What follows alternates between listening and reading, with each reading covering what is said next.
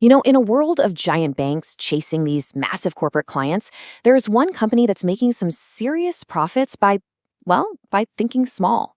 Today, we're going to crack open the latest investor report from SBFC Finance.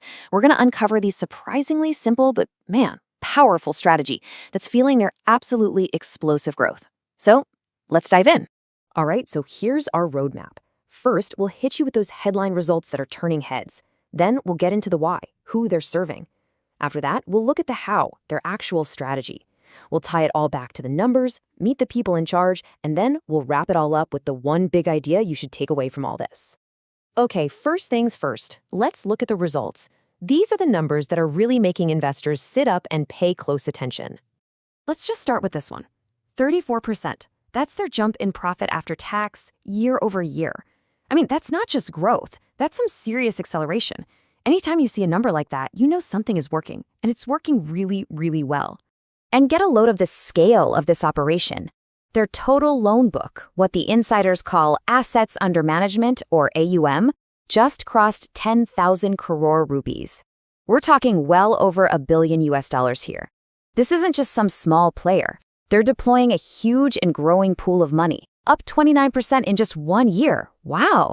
So you gotta ask, right? Numbers like these don't just happen by magic. They come from a really deliberate choice. A choice about who you're going to serve and, maybe even more important, who you're not going to serve. So where is SBFC pointing all this firepower? And this, right here, brings us to the very heart of the SBFC story. It's not just about the money they're lending, it's about who they're lending it to. They're all in on the MSME sector. Now, what does that actually mean? Well, think about the shop on your corner, or a small local workshop, maybe that family-run restaurant you love. These are the businesses that are the real engine of the economy. And you know what? They're the ones who often get ignored by the big traditional banks. And here it is. This is their secret sauce, right in this quote. They're not chasing those billion-dollar corporate deals. Nope. They live in this very specific sweet spot, secured loans somewhere between 5 and 30 lakh rupees.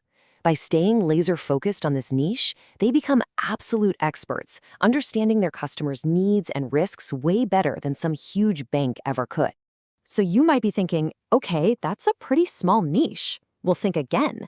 The estimated market for these exact types of loans is a mind-boggling 4 lakh crore rupees. That is an absolute ocean of opportunity, and it looks like SBFC has built the perfect boat to sail it. Okay, so we've got the what and the why. Now, let's get into the how.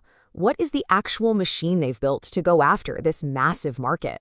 So pillar number 1 is their physical reach. They've built this huge network of 230 branches, and they've deliberately spread them out far and wide.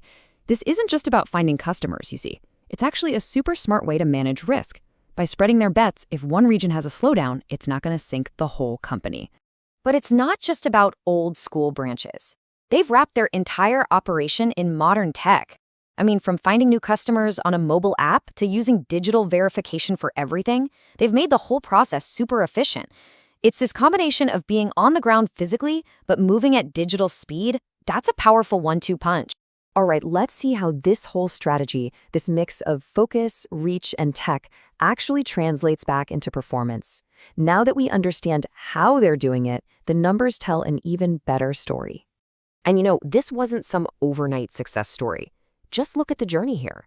It all started with some key investments back in 2018. Then came the steady march of opening branches.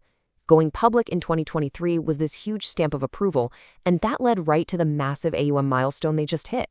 This is a story of patient, step-by-step execution.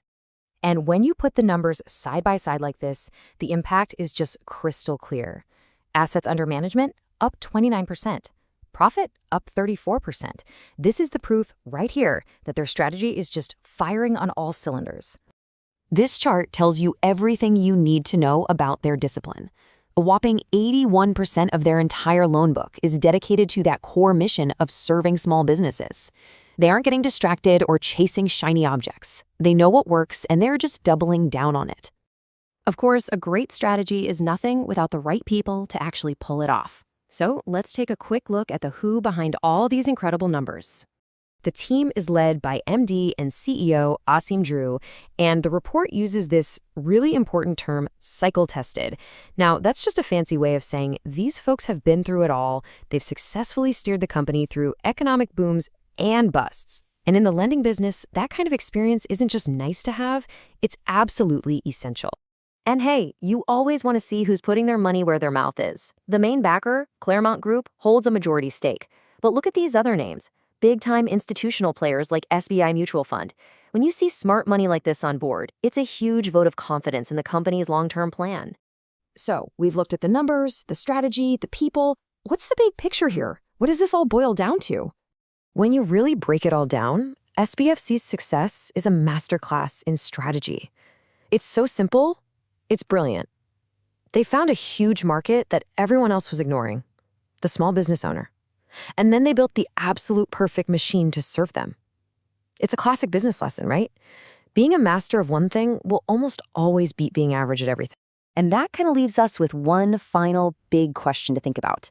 When you're giving capital to thousands and thousands of small businesses, are you just building a profitable company? Or are you doing something more? Are you fueling job creation, boosting local economies, empowering the very entrepreneurial spirit that a country's growth is built on? That's the bigger story that SBFC's success forces us to consider.